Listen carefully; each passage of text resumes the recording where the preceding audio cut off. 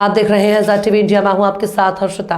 UP के कौशाम्बी कोतवाली क्षेत्र के बरमबारी गांव में 17 फरवरी की रात में मृतक शिव कुमार उम्र 45 वर्ष की पीट कर हत्या कर दी गई, जिस संबंध में उसकी पत्नी सुंदर कली निवासिनी बारमबारी थाना कौशाम्बी द्वारा थाना कौशाम्बी पर 302 का मुकदमा संपत्ति के विरुद्ध पंजीकृत कराया गया था। घटना की गंभीरता को देखते हुए पुलिस अधीक्षक ब्रजेश श्रीवास्तव कौशाम्बी द्वारा टीमों का गठन कर शीघ्र सफल अनावरण के लिए निर्देशित किया गया था।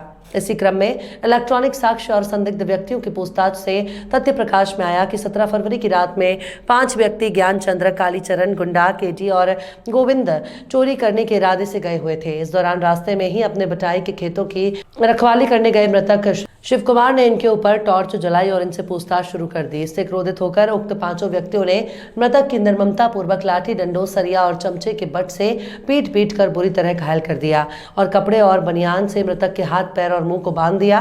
पिटाई के दौरान अभियुक्त गोविंद डर गया और वो वहीं से आगे न जाकर वापस जहां इन्होंने अपने 2 पहिया वाहन पल्सर और सुपर स्प्लेंडर बाइक खड़े किए थे, आकर इंतजार करने लगा। गोविंद के अतिरिक्त 4 व्यक्ति गांव में चोरी करने के इरादे से घुसे।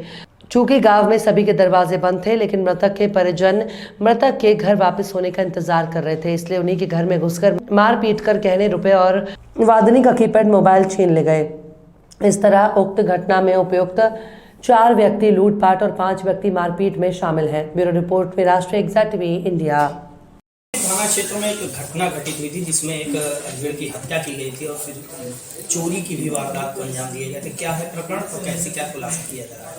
देखिए, 17/18 फरवरी की रात्रि में बरमबारी गांव में जो करारी क्षेत्र में आता है, यहाँ एक अधेड़ जो अपने खेतों पर था, रखवाली कर रहा था, उसकी लाठी डंडों से चोट पहुंचा करके हत्या की गई थी। इस संबंध में टीमें गठित की गई और इसमें हमारे 5 लोग प्रकाश में आए, जिसमें एक अभियुक्त को गिरफ्तार किया गया है। पूरा घटनाक्रम ये है कि ये एक चोरों का गैंग है जो चोरी करने के उद्देश्य से निकला हुआ था। गांव के बाहर चूंकि इस व्यक्ति ने उन पर टार्च लगाई और उनको टोका टाकी किया, इसलिए इन्होंने उसकी पिटाई कर दिया और एक पेड़ से बांध भी दिया था।